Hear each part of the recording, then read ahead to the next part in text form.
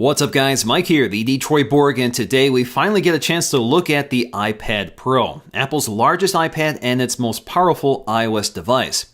It's available in three configurations, a 32GB or 128GB Wi-Fi only model at $799 or $949, or you can get the 128GB version with cellular for $1079. This effectively means you will need to spend almost $300 extra to get a cellular version of the iPad Pro, which is also the only version with a GPS antenna for navigation. Now it's available in the same colors as the smaller iPads, including silver, gold, and space gray, and we will be taking a look at all of them in this video. The packaging is pretty familiar for Apple. We have the iPad's slender 6.9mm profile on the front of the box and the iPad Pro branding along the side in its appropriate colors. On the back we'll find our specs and details clearly marked, and in this case we have two 128GB cellular models and one baseline Wi-Fi model. First up, let's flip over the boxes so we can slice off the shrink wrap plastic. Removing all the plastic, we can flip over the boxes so we can lift the lids on all three of them. First up is Space Gray with its stealthy black bezel. Next up is Classic Silver with its bright white bezel. And following that, we have the Gold iPad Pro, which also sports a white bezel. Getting to the Space Gray model first, we can see that it's wrapped in a frosted plastic wrapper like most Apple products launched this year.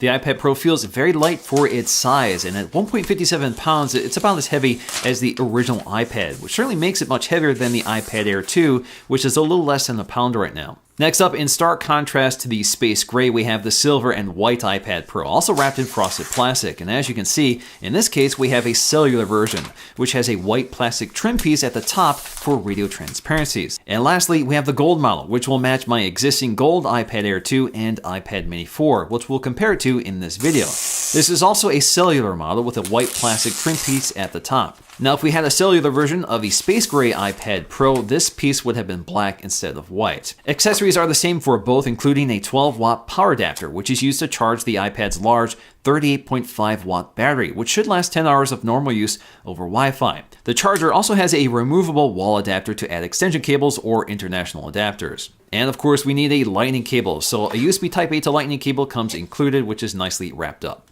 And lastly, we have a packet containing a SIM ejection tool, something you won't find included with the Wi-Fi models. Inside the packet, we'll also find a quick start guide, warranty information, and some white Apple stickers. Before we take a close look around, let's boot up our iPad Pros to get them set up for the first time. Incidentally, the boot screen on the iPads match the bezel colors for each iPad. Now, like the other iPads, the iPad Pro does incorporate Touch ID, which works with Apple Pay. The setup is a familiar process, and you can skip this if you want and set it up later. iPad Pro unfortunately does not pick up the lightning-fast Touch ID 2 sensor from the newest iPhones. So taking a closer look at the iPad Pro, we are confronted with a truly massive 12.9-inch 4x3 LCD IPS display with a Retina resolution of 2732 by 2048, which is good for 264 pixels per inch, making it the highest resolution display on any iOS device today, but with the same pixel density of the iPad Air 2. Now, like all recent iPads, the display is laminated to the glass with no visible distortion when pressed, although you can see the glass and display flexing if you press firmly. At the top, you'll find the venerable 1.2 megapixel FaceTime HD camera with an f2.2 aperture, which is good for 720p HD video. This is effectively the same camera we've had on recent iPads for a couple years. Down below, we'll find our home button incorporating Touch ID, which is covered in sapphire glass and surrounded with a color-matched metal ring, which acts as a capacitive trigger for the Touch ID feature. Along the back, you'll find no major design revolution here. It looks like all the current generation iPads with a rigid, all-aluminum unibody frame and a polished, color-matched Apple logo at the center, which is once again a standalone component and not etched into the metal. So again, nice attention to detail.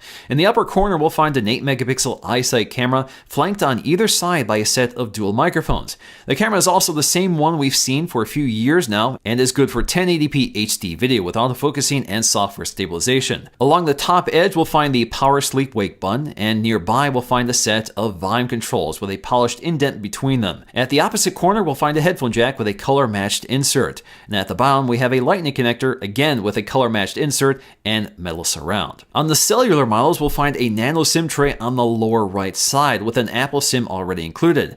This SIM can actually be used to activate a number of services, so you don't need to purchase a specific SIM for each carrier. You can basically set this up under settings. The iPad Pro also features a radically different speaker design than previous iPads, with speakers at all four corners. The iPad actually has resonance chambers milled into the metal frame and covered with a carbon fiber cap. This creates a very dynamic soundscape and lower resonance, which creates a much fuller and immersive sound. The iPad can also adjust speaker output depending on orientation, which means the speakers always sound balanced. Now, with these resonance chambers, there is a noticeable amount of vibration in the chassis, especially with the speakers at higher volumes. And if you're holding the iPad in landscape orientation, this means your palms are near these speakers, which can distort the audio even with another set of speakers to compensate. Audio does sound really impressive, and it's certainly the best audio experience on any tablet today, but my only complaint is that audio sounds a bit distant or muffled and not as crisp and clear as a set of front-facing speakers. Also unique to the iPad Pro is a new Smart Connector, which is a set of pins integrated into the side of the iPad, which can provide a data and power connection to accessories, such as the official Apple keyboard case or third-party cases like this Logitech case. This means accessories don't need to provide their own power and no Bluetooth connection is needed. It's all powered by the iPad through this connection. This is particularly nice for backlit keyboards like this Logitech keyboard, which would otherwise have to be charged frequently in order to maintain that backlighting. In terms of specs, the iPad Pro is packing Apple's new A9X CPU, which is a dual-core processor clocked at around 2.25 GHz with 4 gigs of RAM. This leads to a very impressive Geekbench score, besting the single-core scores of the iPad Air 2 and the Mini 4 by a significant margin. Even the multi-core score clearly beats the triple-core A8X from the iPad Air 2. And believe it or not, the iPad Pro actually bests the MacBook by 1,000 points for both the single-core and multi-core score. iOS 9 is effectively the same experience on all iPads, but the screen real estate and processing power makes effective use of iOS 9's multitasking features.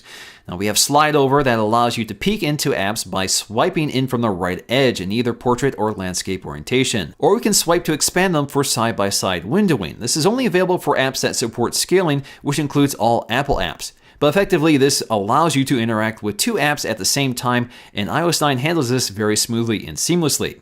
Perhaps the biggest software tweak for the iPad Pro is the new software keyboard, which is nearly the same size as a full-size Apple Magic Keyboard. That's because we have this large screen to work with. Now, this new software keyboard adds a number row at the top in addition to conventional punctuation and function keys like caps lock and tab. Effectively, it's nearly identical to a classic Apple Mac keyboard with a few tweaks and omissions. This makes it easier to type on the iPad Pro keyboard like a traditional keyboard, but it's still hard to get used to since there is no physical feedback, and it's hard to maintain your fingers near the home row without resting your tips on the glass. Unfortunately, especially in the iPad Pro's case, you can't split the keyboard for thumb reachability like you can on the iPad Air 2 and iPad Mini 4. The camera app doesn't add any new tricks from previous iPads. We still have time-lapse and 120 frames per second slow motion. We also have video, which is still at 1080p with pretty good software stabilization, but no continuous autofocusing while recording. The still camera does have a burst mode, but no live photo feature like the new iPhones. So in terms of camera quality, once again, we have an 8-megapixel iSight camera on the back. Again, an f2.4 aperture, but if you combine that with the new A8 image processor built into the chip, we get really good results here. So images come out really clear and crisp with good exposure and color reproduction, although color tends to be a little washed out here. That's also the case on the iPad Air 2. We also have pretty impressive low light performance here, especially for a tablet. So images come out relatively clear and smooth. The camera is able to find focus fairly quickly and accurately, and we don't see a lot of that artifacting or interference that happens when overprocessing low light images. Video also looks great here, so Apple has really good software stabilization. There's no optical image stabilization here, but we do get excellent results in terms of handheld video. The only problem with this camera is that we do not have continuous autofocusing, so you will have to tap the screen to adjust focus if you change your shot. But again, video comes out clear and crisp with good detail, color reproduction, and exposure. So overall, a great camera system, very much like the one on the iPad Air 2. The iPad Pro is a significantly larger tablet than the iPad Air 2, and especially the iPad Mini 4.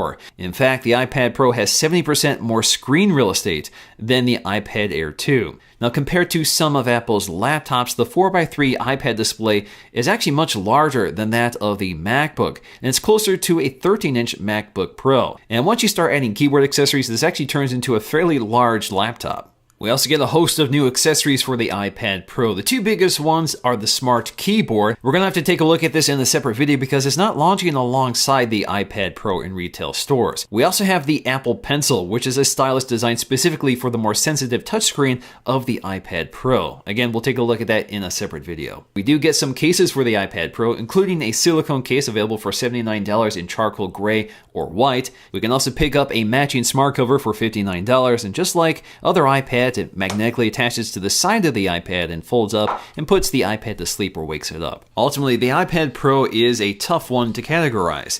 It means different things to different people. For me, it's a laptop with LTE and a touchscreen. To others, it's a digital sketch pad or a bigger display for media consumption and gaming. But ultimately, it's a more powerful tool than before, but its size and heft means it's not really just a larger iPad Air. Using the iPad Pro is a very different experience. So the challenge for an iPad shopper is to determine what they need or what they want from their tablet or laptop. Alright guys, so before I go, what I want to know from you guys is how would you use your iPad Pro? Let me know in the comment section below.